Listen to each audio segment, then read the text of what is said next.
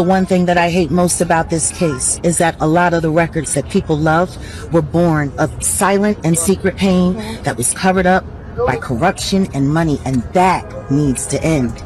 I used to get money for girls after they would run through and run trains on them. And they would give me a certain amount of money, and I had to make deals with them to not go to the police and to sign non-disclosure agreements. When we pulled up in front of Danny's house to film, I remember when that started. Walking down Hudson, passing by the corner, right there at the Harlem Tunnel, where I used to drive up from Philly every week, Black Lily Root School in Rich Nichols, and heading out there, getting into that club, and me building my name, showing up the first couple of weeks, and only 15, 20 people show up, and a month later, there's a line down the street.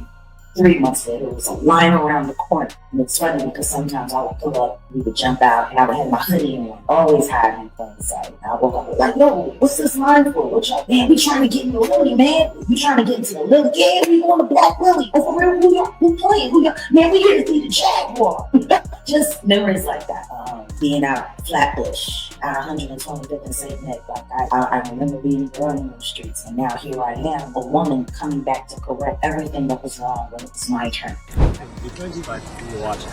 Jaguar Wright. Jaguar, can I just ask, is this day overdue? Of course it is. And we're just getting started. I do believe there's going to be a lot of curveballs. I do believe there's going to be a lot of interesting things. And what I will say is, be vigilant. We're getting started. Is this a reckoning for the music industry? Oh, it needs to be. And if it wasn't, I hope my presence starts that. Thank you so much, Home. Yes. Okay, check it. Picture mentalization. So, what are we going to expect today? What's going to be? Which witnesses do you think going to be today? I hope Cassie gets to go first. She's pregnant, and there's got to be a lot of stress around this for her. So I hope they get her out of here first. The first time I seen a girl take $200 after 15 dudes had ran through her after they drugged her, and she had no idea. She didn't even know that she screamed most of the time. That's how insanely drunk and intoxicated and drugged she was. She didn't even realize she had been. All she kept saying is, do you know where I can get a hot cup of tea? My throat is so hoarse. And she took the $200 and signed a non-disclosure agreement for that kind of abuse. I used to get money for girls after they would run through and run trains on them. And they would give me a certain amount of money, and I had to make deals with them to not go to the police and to sign non-disclosure agreements. Oh my God. I got a stack of NDAs at the top of every week and $5,000 in cash. And this is back in the 90s. $5,000 was a little bit of money, but it wasn't a lot of money. I got a stack of NDAs and $5,000. And they told me whatever I didn't pay out, I could keep. The first time I seen a girl take $200 after 15 dudes had ran through her after they drugged her, and she had no idea. She didn't even know that she screamed most of the time. That's how insanely drunk and intoxicated and drugged she was. She didn't even realize she had been. All she kept saying is, do you know where I can get a hot cup of tea? My throat is so hoarse. And she took the $200 and signed a non-disclosure agreement for that kind of abuse. Now, when I quit, it was when the white girl came to me to negotiate.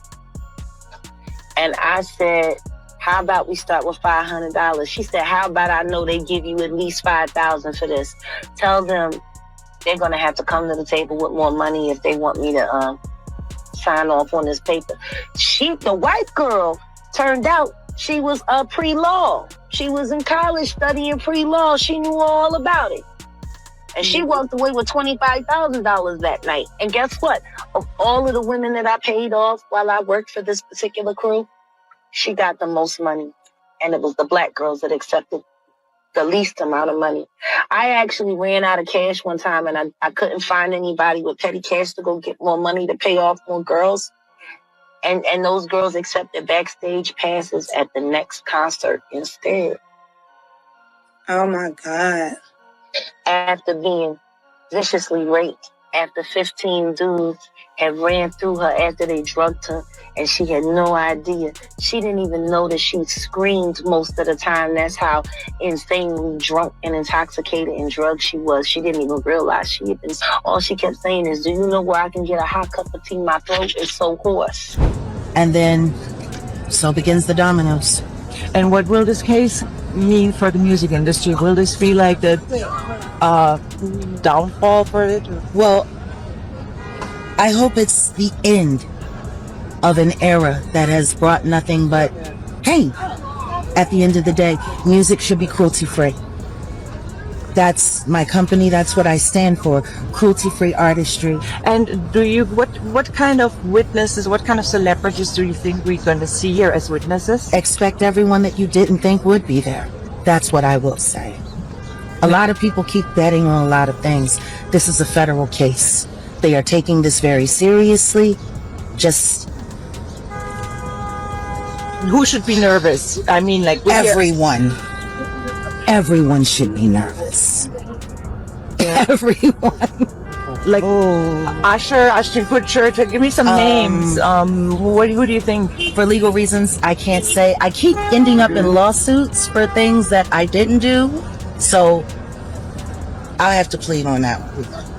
I'm just gonna say, if I'm here, I ain't here for nothing. So do you think the whole music industry is gonna be like, how big is this case? Look at who's looking for houses out of the country. Start there. Okay, start. All right, that was good. Thank you so much. And just for our record, spell your first and last name for me. Jaguarwright.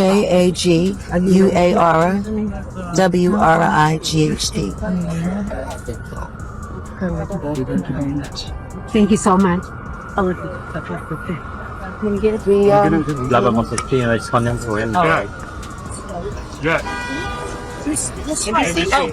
NBC. Oh, I'm sorry. Who's first? NBC. How we doing? Hello. What's happening today? Everything. That's what's happening. And when you saw me, and it was wild because I was wearing the first cruelty-free t-shirt that is up here. And said, I knew it was you from the blue couch. And he was just talking to me about his own personal journey. And he said to me that it was me that motivated him in his taking a stand for the truth, to reunite with his children. His children could take him. He said, if it wasn't for you, he said, I saw you. Every time I watched you on the blue couch, I knew I had to keep going, just like you. And we took a picture as he dropped me off. It was his child's birthday, and she's a Taurus. He said, I tell my kids about you all the time. He always, he said, I can't believe God put you in my life. It's humbling. That's how I feel, humbled.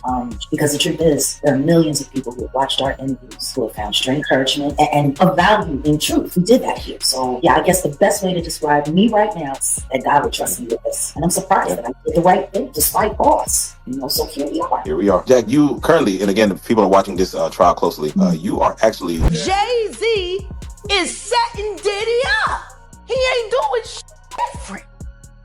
The acceptable monster at this time, like R. Kelly was the last time I sat on this couch. I want you to think about 106th and Park with Mary J. Blige.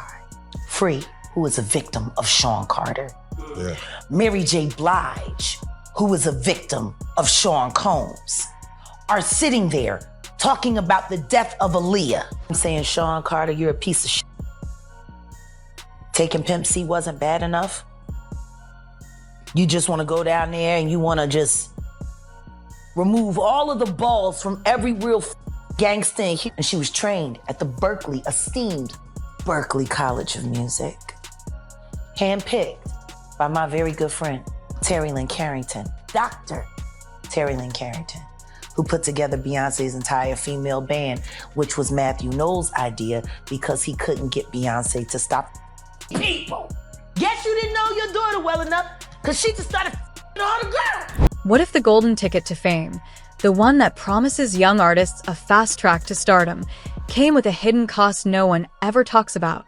A price not measured in money, but in silence, trauma, and lives forever changed. What if the very people who claim to be mentors, protectors, and gatekeepers to success were actually hiding something far more sinister? A system built on manipulation, exploitation, and secrets so dark they could shake the entire music industry to its core. You've heard the rumors swirling online. You've seen the explosive headlines flash across your screen. But what you're about to hear goes beyond speculation or conspiracy theories.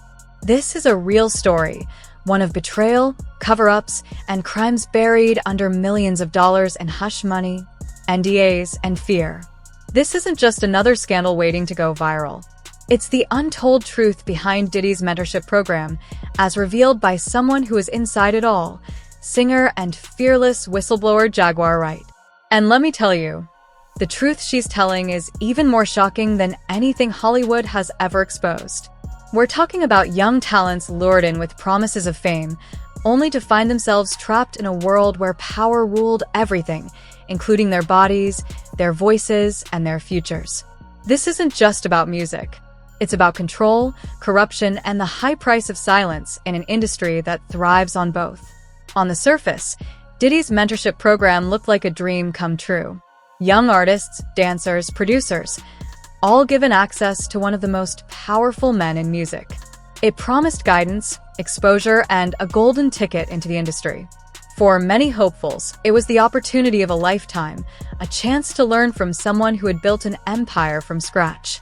But according to Jaguar Wright, the reality behind that glittering facade was nothing short of disturbing. She claims this wasn't mentorship at all. It was manipulation masked as opportunity. A carefully constructed system designed to groom young talent, not for artistic growth, but for exploitation.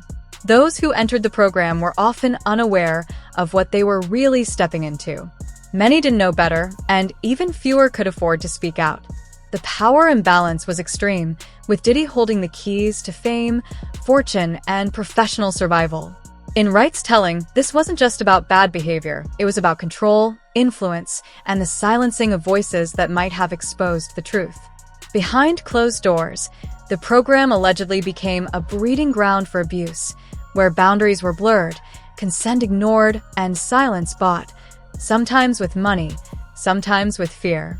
The very people who were supposed to be nurtured and protected were instead used, discarded, and kept quiet through intimidation or financial settlements. And the worst part? According to Wright, few ever questioned it. Because when you're offered a seat at the table of one of the biggest names in music, it's hard to say no, even if the cost is far greater than you imagined. One name keeps coming up again and again: Bryshere. He was brought into Diddy's inner circle under the mentorship of not just one, but two of the most powerful men in entertainment, Diddy and Will Smith. To the outside world, it looked like a golden opportunity.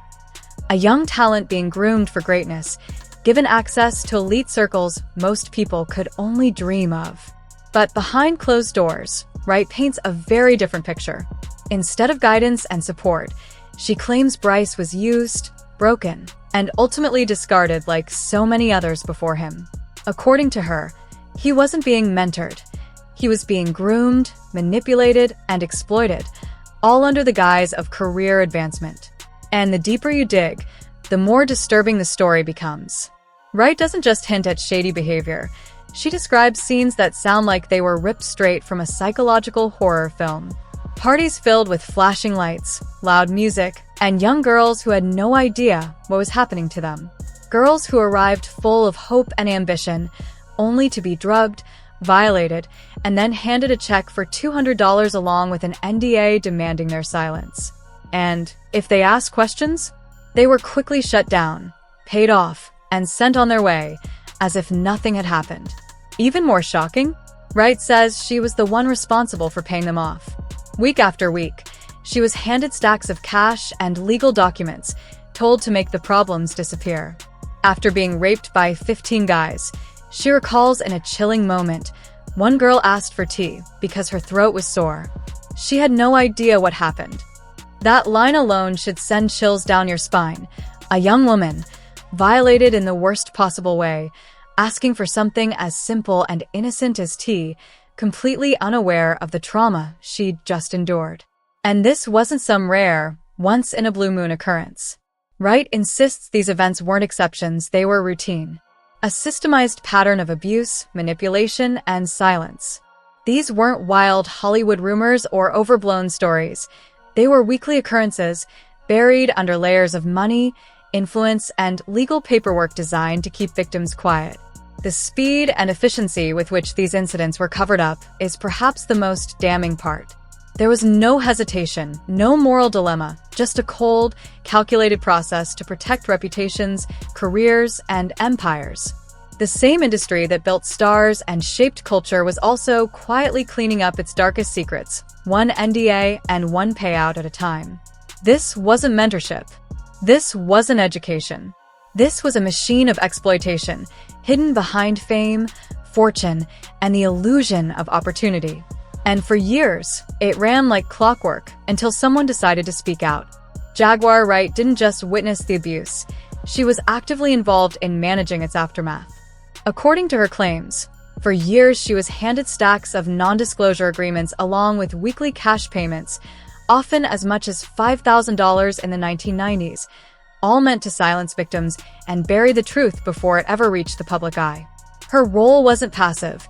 She was on the front lines, negotiating settlements, handing out money, and ensuring that those who had been harmed signed away their right to speak out. But everything changed the night a white college student walked into the room and refused to play by the rules. Unlike so many others who had come before her, many of whom were Black women and young girls with little access to legal resources or financial support, this woman knew how the system worked. She wasn't intimidated.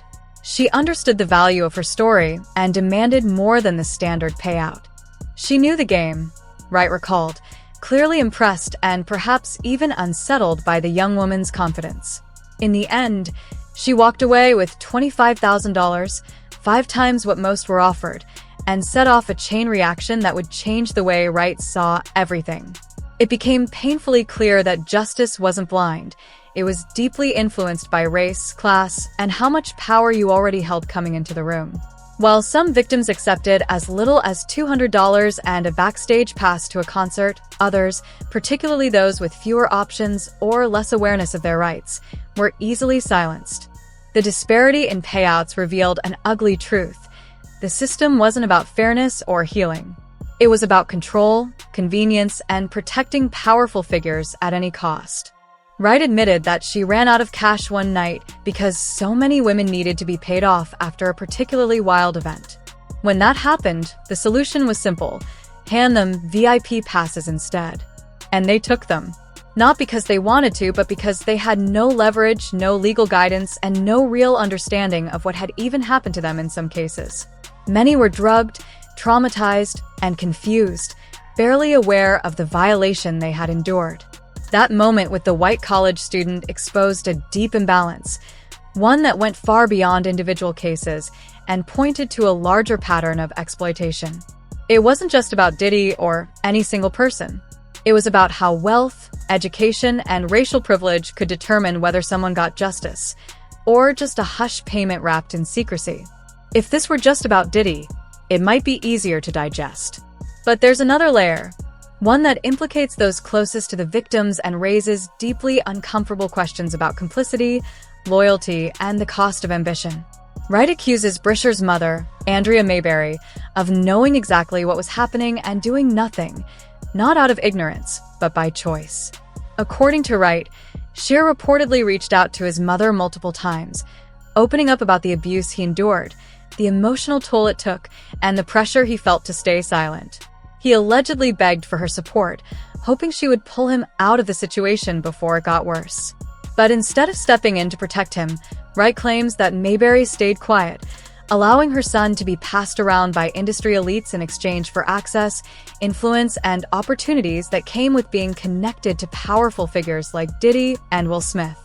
How could a parent stay silent while their child suffered?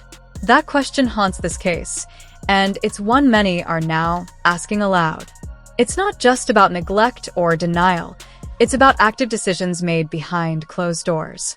If true, these allegations paint a tragic picture of a family dynamic warped by the allure of fame and the fear of losing it. Did Mayberry believe she was securing a better future for her son by staying silent? Or did she feel powerless to challenge a system too big to fight? The idea that a parent might knowingly allow their child to endure trauma in exchange for proximity to power is chilling. Yet, disturbingly, it's not unheard of in Hollywood and the music industry, where stories of families caught in the web of celebrity have surfaced time and again.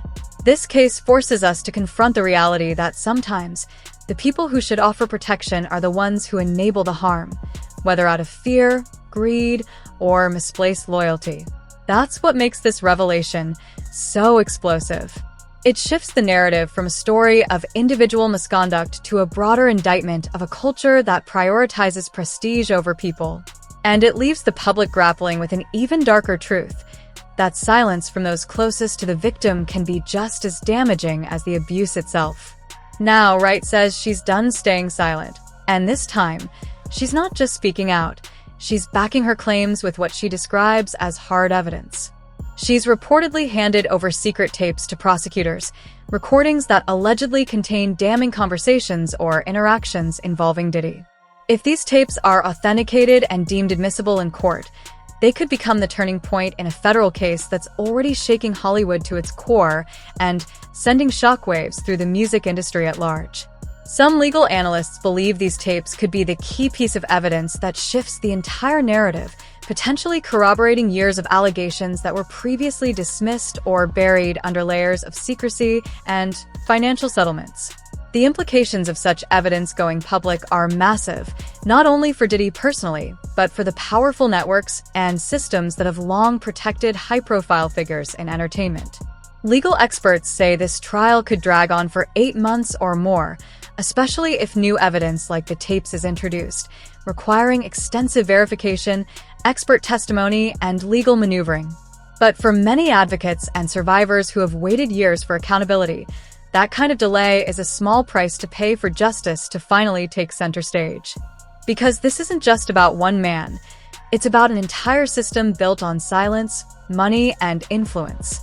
A system where victims were often silenced with NDAs, hush money, and threats, while predators continued to operate unchecked. If these tapes expose even a fraction of what Wright has alleged over the years, they could force a reckoning far beyond this courtroom. This moment could redefine how power is handled in Hollywood and the music industry, and whether those in charge will finally be held responsible for the harm they've allegedly caused. Bryshere is reportedly gearing up to file a $50 million lawsuit against both Diddy and Will Smith, accusing them of deep-rooted exploitation, lasting emotional trauma, and irreversible damage stemming from his time in what was supposedly a mentorship program. But as more details surface, it becomes increasingly clear that this wasn't just a failed opportunity. It may have been a carefully constructed system designed to groom, manipulate, and silence young talents under the guise of guidance and success. If this case actually makes it to court, and all signs point toward a dramatic legal showdown, it won't just be another courtroom drama. It has the potential to become a full-scale cultural reckoning, shaking the very foundations of the entertainment industry. The implications reach far beyond Diddy and Will Smith. This could expose long-standing patterns of abuse, coercion, and cover-ups that have gone unchecked for years. Legal analysts and entertainment insiders are already weighing in, suggesting that lawsuits of this magnitude, especially when tied to powerful figures, often act like dominoes, triggering a chain reaction. They can compel previously silent witnesses to come forward, encourage whistleblowers to break their silence, and force the release of sealed documents or buried contracts that reveal how these systems were maintained.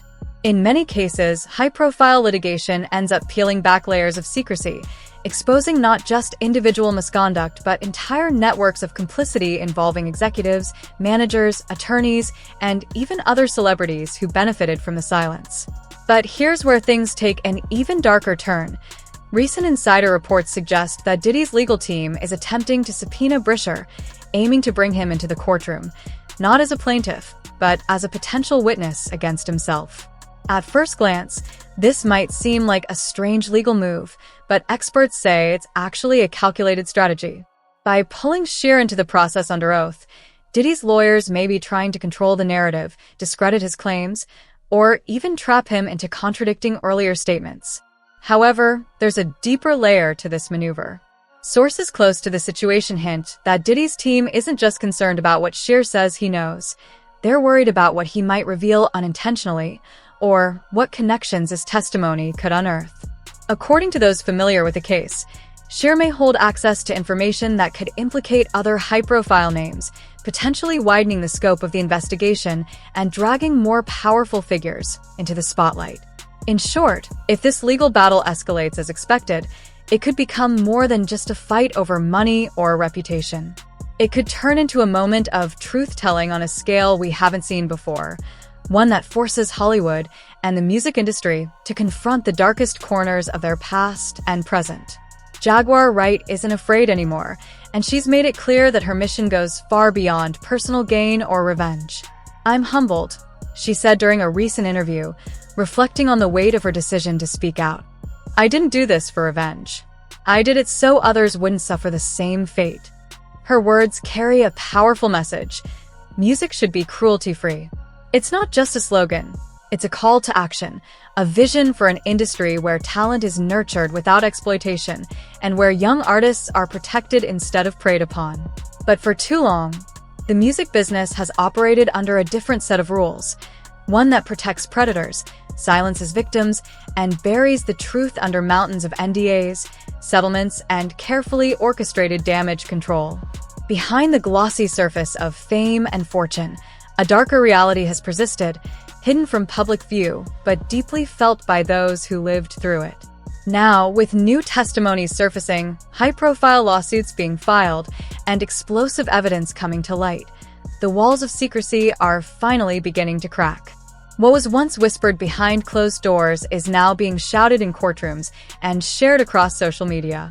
The silence that once shielded the powerful is breaking, and for the first time in decades, real change feels possible. Could this be the moment the music industry finally faces its darkest truths? Jaguar Wright believes it is, and she's not backing down. For years, powerful figures in entertainment have operated under a veil of influence and protection, shielded by money, legal threats, and silence. But now, with explosive allegations coming to light and key testimonies being prepared for court, that wall of secrecy may finally be cracking. Wright isn't just speaking out. She's stepping forward with what she claims is undeniable evidence, including secret recordings that could change everything. She says she's ready to expose the hidden systems that allowed abuse, exploitation, and cover-ups to flourish behind the scenes.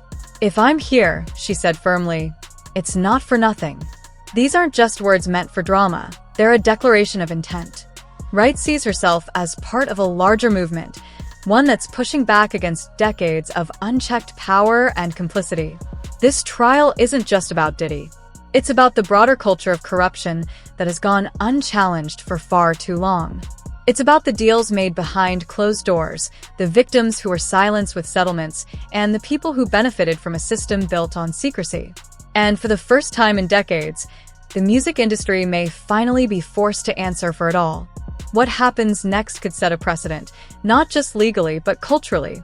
If these allegations are proven true and the evidence stands up in court, we may witness a complete shift in how the industry operates. Artists, executives, and insiders alike will be watching closely, knowing that no one is untouchable anymore. This isn't just a story about the past. It's a reckoning that could reshape the future of music forever. If you made it this far, you're not just watching history. You're witnessing a shift. Drop a comment below. Do you think this is the beginning of the end for powerful figures who've abused their influence? Don't forget to like and subscribe for more breaking stories that challenge everything you thought you knew. The truth is out there. We're just not used to hearing it.